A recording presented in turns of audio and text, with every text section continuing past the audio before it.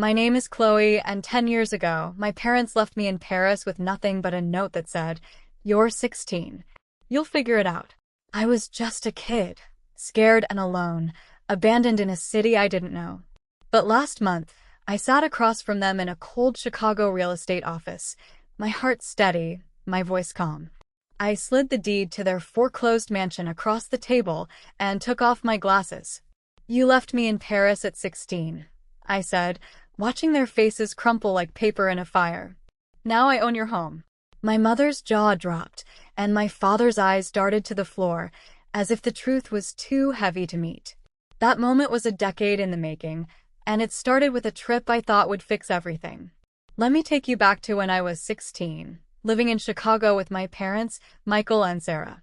Our house was a battleground, yelling matches over my failing math grades, my habit of sneaking out to hang with friends, and that one time I got suspended for skipping class to protest a school policy. I wasn't perfect, but I was theirs. Or so I thought. One evening, over a tense dinner of overcooked chicken, my mom looked at me, her eyes softer than usual. "We need a fresh start, Chloe," she said, twirling her fork. "Just the three of us. No distractions." My dad nodded, his usual frown replaced with a rare smile. "A family vacation. Paris." I laughed, thinking they were joking. "Paris? Us?"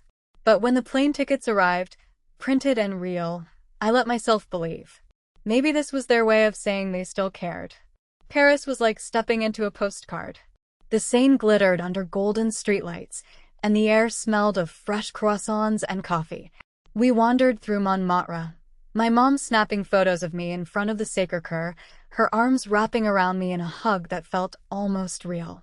I posted a selfie by the Louvre, grinning like an idiot, texting my best friend Riley back home, "This is actually kinda great." My dad, usually glued to his phone, put it away to point out the gargoyles on Notre Dame. For the first time in years, I felt like we were a family, not just three strangers sharing a zip code. I let my guard down, and that was my mistake. It was our third day, at a charming patisserie near our hotel. The place was tiny, with checkered tablecloths and a display case full of macarons that looked like jewels. My mom sipped her espresso, her red scarf draped over her chair, while my dad skimmed a guidebook. I was halfway through a Pinot chocolate, crumbs on my lap, when my mom leaned forward, her voice low. "Chloe, let's pop out for a bit. Grab some souvenirs. 10 minutes tops." I shrugged, licking chocolate off my fingers.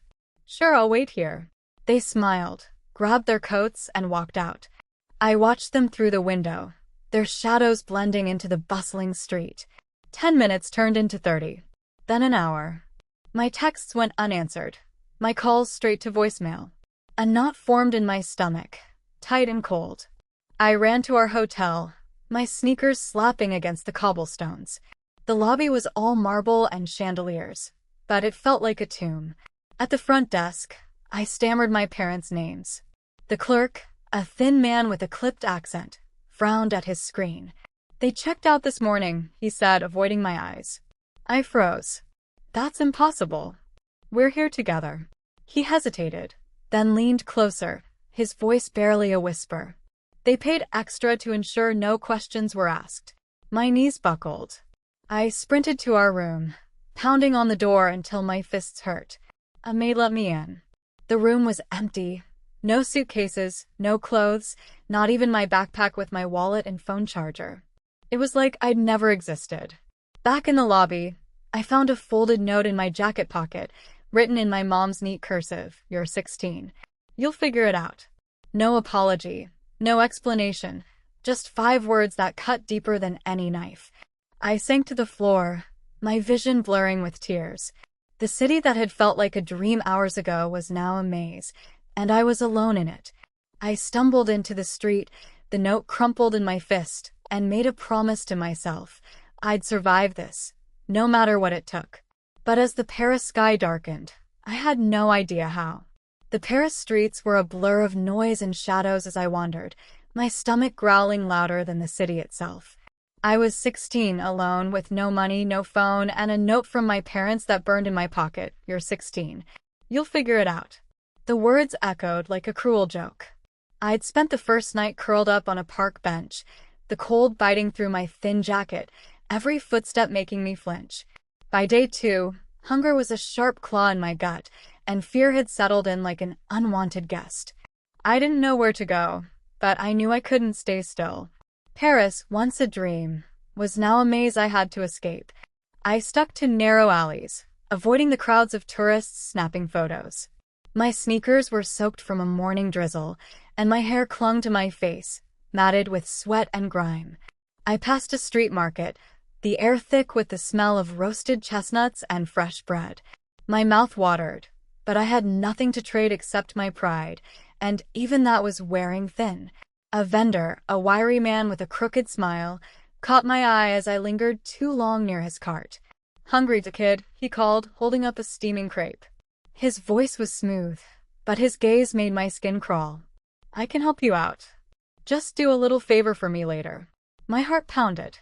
I shook my head, backing away, but he stepped closer, his hand brushing my arm.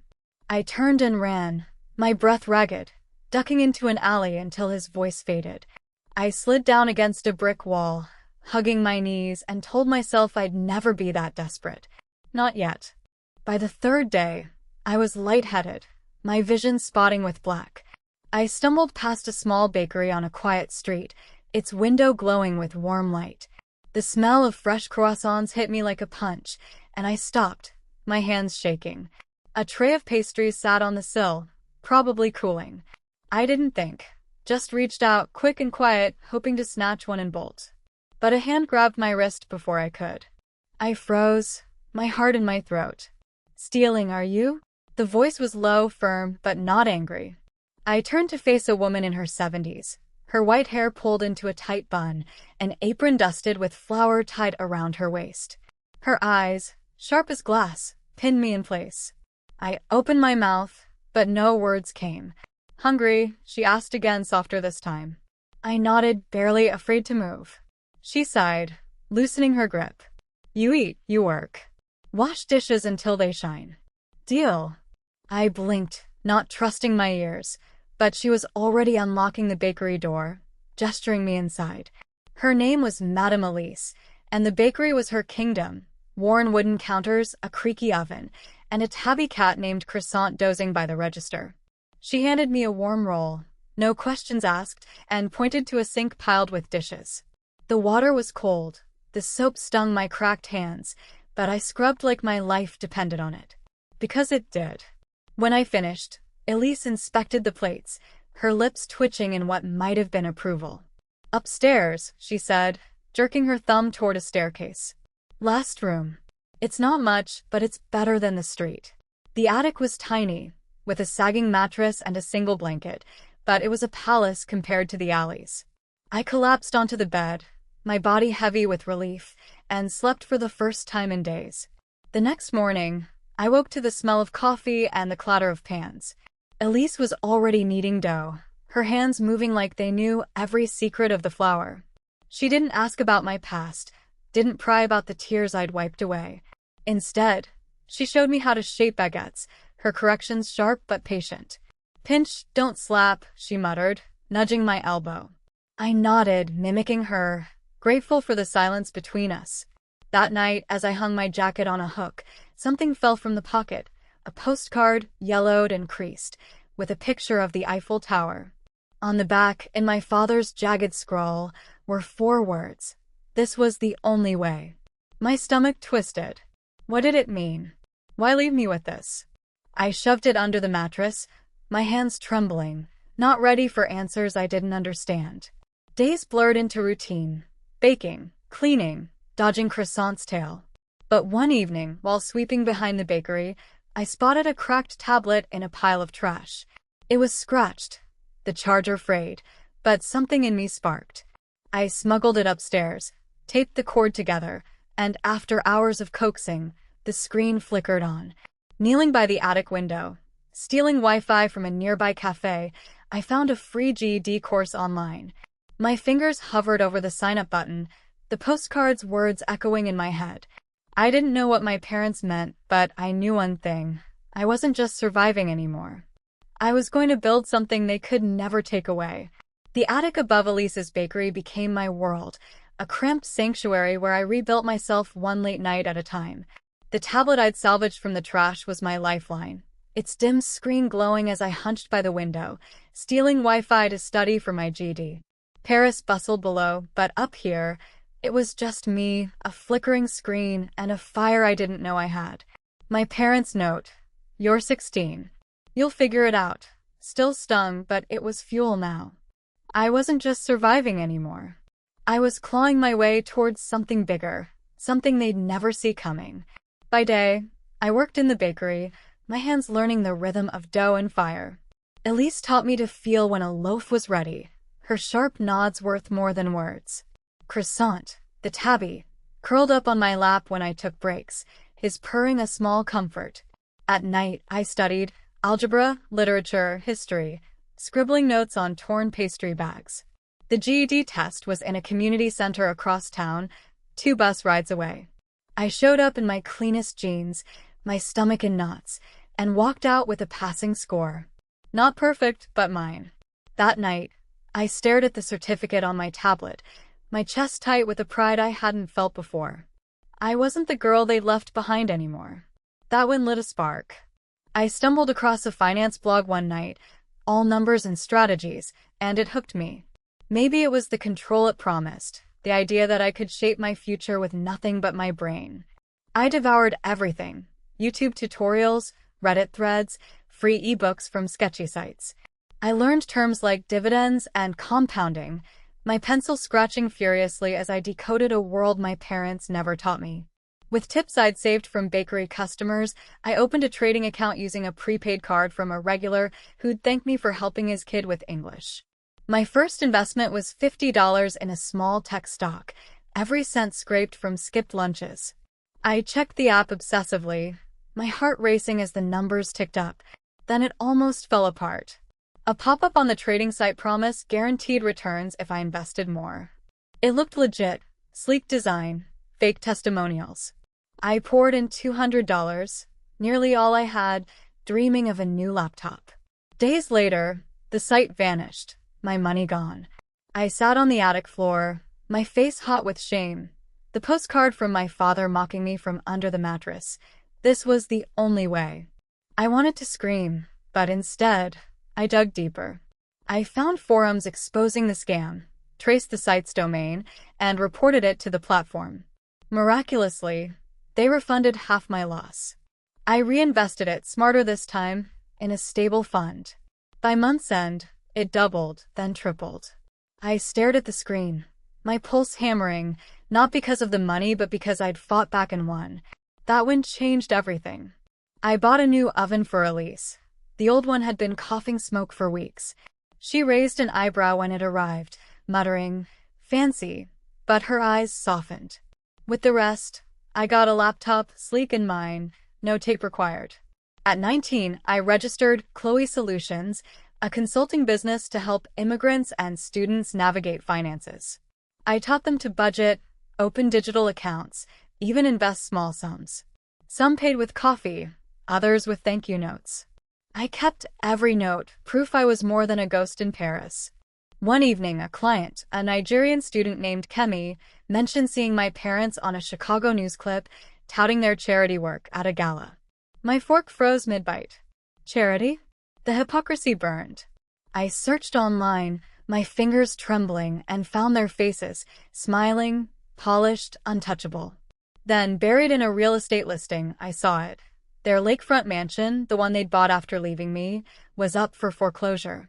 The address hit me like a punch, every digit etched in my memory from childhood forms. I leaned back, my mind racing.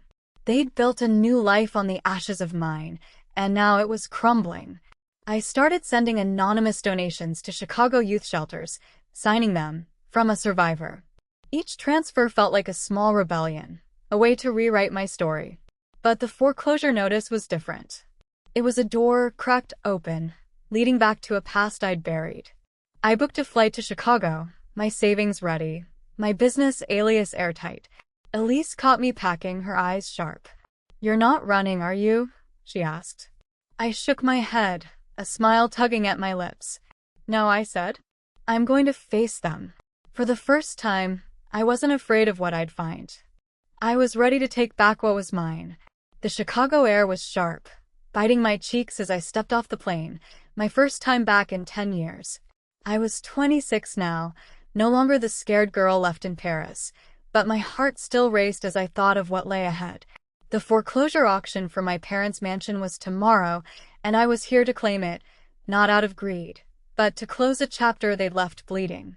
Elise, steady as ever, stood beside me, her scarf bundled tight against the winter chill. We'd flown from Paris together, her quiet strength anchoring me. "You sure about this, Chloe?" she asked, her eyes searching mine. I nodded, clutching my briefcase, my alias as Chloe Solutions Bulletproof. This wasn't revenge. It was justice. The auction was held in a gray parking lot outside the county building, the crowd a mix of brokers in shiny suits and locals clutching coffee cups. I wore a charcoal blazer, my hair in a sleek bun, wire-rimmed glasses perched on my nose. No one gave me a second glance, just another businesswoman with a numbered paddle. Elise stood close, her face unreadable, holding our bid card. The auctioneer's voice droned, listing properties like they were groceries. When my parents' address came up, my breath caught. I knew every creak in that house, every shadow from the lakefront view they'd flaunted online while I slept on Paris streets. A slick broker in a pinstripe suit kept raising his paddle, his smirk daring us to compete. I whispered numbers to Elise, my voice steady despite the fire in my chest. She raised our card, her hand calm. The broker glared, but we didn't flinch. When the gavel fell, the auctioneer called, "Sold to number 214. I didn't smile. I just gripped the confirmation printout, the address now mine, built from the wreckage they'd left me. Days later, my parents' lawyer emailed, begging for a meeting with the buyer. They were desperate, clinging to their mansion like it was their last shred of pride. I agreed, choosing a small real estate office on Chicago's outskirts, quiet, private, perfect. I arrived early, my suit pressed, glasses polished, a glass of water untouched on the conference table. The clock ticked, each second pulling me back to that Paris pâtisserie, waiting for parents who never came. The door opened, and there they were. My mother, Sarah, wore a tailored coat, her chin high, but her eyes darted nervously. My father, Michael, shuffled behind, clutching a worn folder, his shoulders slumped. They sat across from me, cautious, not a flicker of recognition. To them, I was just a faceless rep from Chloe Solutions, the company that had snatched their home. I let the silence stretch, my fingers resting on the deed. Then I slid my glasses off, setting them on the table with a soft clink. My mother's lips parted, her hand freezing on her purse. My father blinked, his face paling as if he'd seen a ghost. "Chloe," my mother whispered, her voice fraying. I leaned forward, my gaze locked on theirs. "You left me in Paris at 16, I said, each word deliberate. No money, no passport, just a note to figure it out. Now I have. This house is mine." My father looked away, his hands trembling, but my mother's face hardened. "We did it for you," she said, her voice rising. "To make you strong. You owe us for that independence." I almost laughed, the bitterness sharp on my tongue. "Oh, you," I said. "You erased me." Then my father spoke, his voice low, desperate. "We have a will, Chloe. It proves this house was meant for us. You can't take it legally." I tilted my head, my pulse steady. "A forged will?" They were grasping at straws. I slid a folder across the table, my lawyer's work airtight. "The purchase is legal," I said. "You have 30 days to vacate. If you fight this, you'll lose more than a house." My mother's eyes filled with tears, but I knew her too well. Those were tears of panic, not regret. "We're family," she pleaded, her voice breaking. "You can't do this." I stood, my chair scraping the floor. "Family doesn't abandon a child in a foreign country and call it love," I said. "You made your choice. Now I've made mine." Elise entered, her presence like a storm cloud, holding a folder of move-out paperwork. "Formal schedule's coming tomorrow," she said, her voice colder than the Chicago wind. "Need relocation help? We can refer someone." My mother shook her head, sobbing now, but I didn't waver. I walked out, the door clicking shut behind me. My mother's final words echoed. "You'll regret this," but they didn't touch me. I'd spent a decade carrying their betrayal. Now I was free. Or so I thought. As I stepped into the icy street, a new weight settled in my chest. This wasn't over. Not yet. The Chicago mansion, once my parents' trophy, was now a blank canvas, its lakefront windows catching the morning light. I stood in the empty foyer, the echoes of my childhood replaced by the smell of fresh paint and possibility. This wasn't their house anymore. It was New Dawn House, a sanctuary for girls like me, abandoned and forgotten. At 26, I'd turned my pain into purpose, but the fight wasn't over. My parents' venom lingered, and the girls I'd sworn to protect were counting on me to hold this ground. I took a deep breath, my hands steady, and got to work. We transformed the place room by room. The gaudy chandeliers came down, replaced with warm pendant lights. I painted the walls a soft sage green, swapping my parents' cold marble counters for wooden tables that invited conversation. Elise, my rock, claimed the kitchen, her flour-dusted hands teaching me to see food as more than survival. It was love. The first girls arrived soon after. Lila, 16, kicked out by her stepmother after a family feud, and Maya, 17, who'd run from a foster home that felt more like a cage. They were quiet at first, their eyes wary, but I didn't push. I just handed them clean pajamas and said, "You're safe here. That's all you need to know for now." Lila clutched her backpack like a lifeline, but Maya gave a small nod, and that was enough. I taught financial literacy workshops in the living room, showing the girls how to budget, save, and dream bigger than their scars. Elise taught them to bake, scones, tarts, anything to fill the house with warmth. One evening, as I sorted donation forms, Lila lingered by the door, her voice barely audible. "Chloe, I saw you online," she said, her eyes flicking to the floor. "Your parents posted about you. Said you stole their house." My stomach twisted. Their smear campaign had spread, venomous posts painting me as a heartless daughter.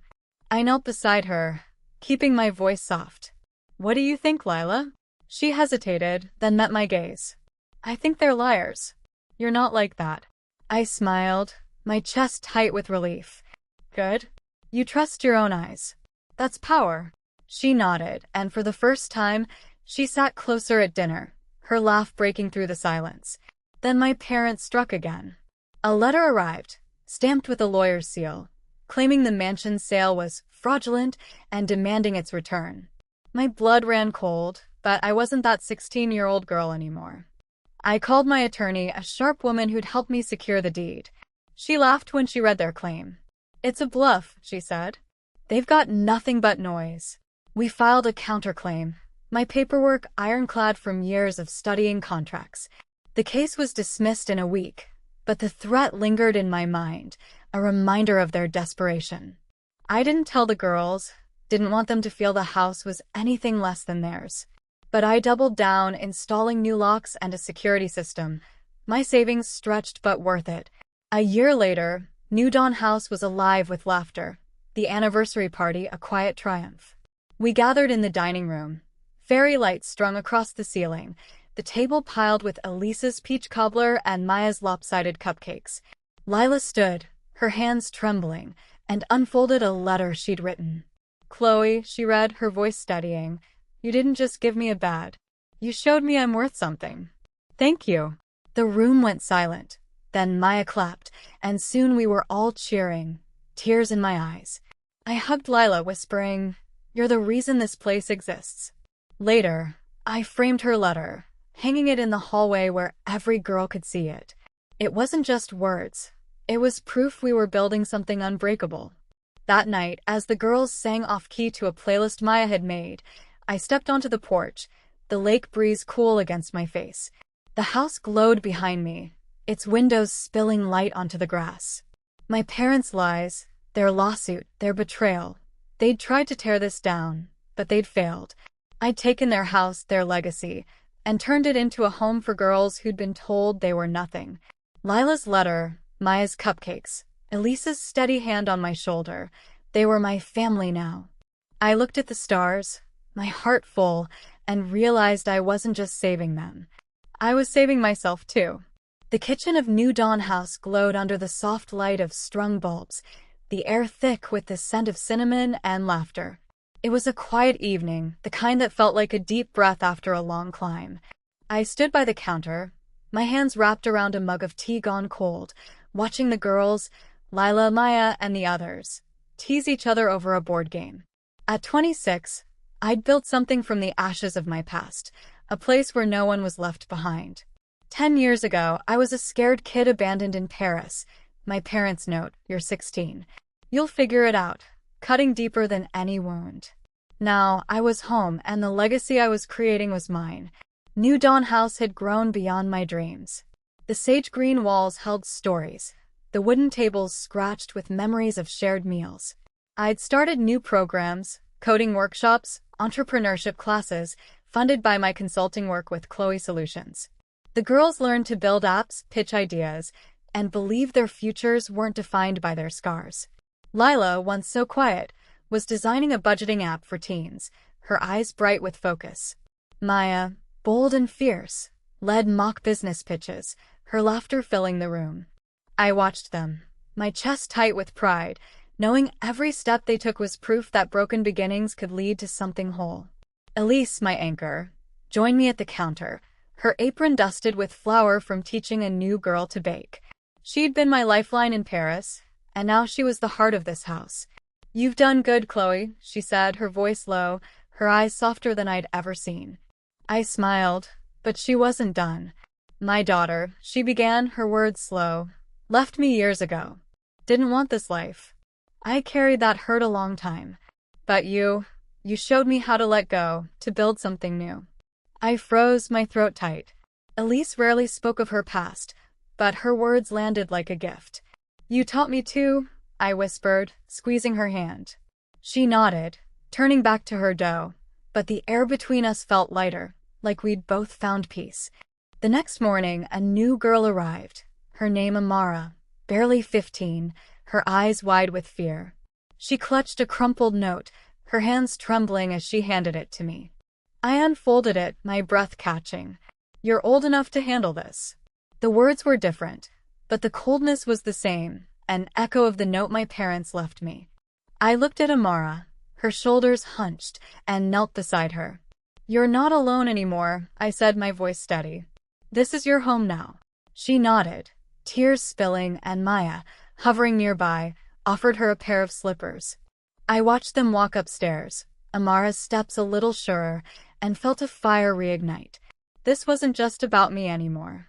It was about breaking the cycle, making sure no one else carried a note like that alone. I hung a new sign in the hallway that week, carved by a local artist. "Your light doesn't need permission to burn." It wasn't fancy, but it was true. Every girl who walked through these doors deserved to know it. My parents had tried to dim mine, with their betrayal, their lies, their lawsuit. They'd failed. Their mansion, their legacy, was now a beacon for girls who'd been told they were nothing. I kept working, consulting by day, teaching by night, pouring every spare dollar into New Dawn House. The online smears faded, replaced by whispers of what we'd built, a safe haven, a second chance. That evening, I stepped into the backyard, the lake breeze rustling the trees. The house glowed behind me, laughter spilling from the open windows. Lila was teaching Amara a card game, Maya's playlist blaring. Elise hummed an old French tune, sweeping the porch. I looked up at the stars, clearer than any Paris night, and felt something settle in my chest. I wasn't the girl waiting for answers that never came. I was the woman who'd built them. I whispered to myself, so quiet the wind almost stole it, "No one gets left behind." New Dawn House wasn't just a shelter. It was a promise, a legacy of light for every girl who'd been told her story was over. And as I turned back to the glowing windows, I knew mine was just beginning.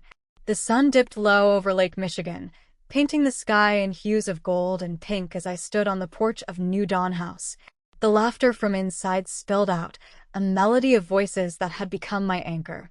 It had been a year since Amara arrived, her trembling hands clutching a note that mirrored my own, and in that time, New Dawn House had grown into something bigger than I'd ever imagined.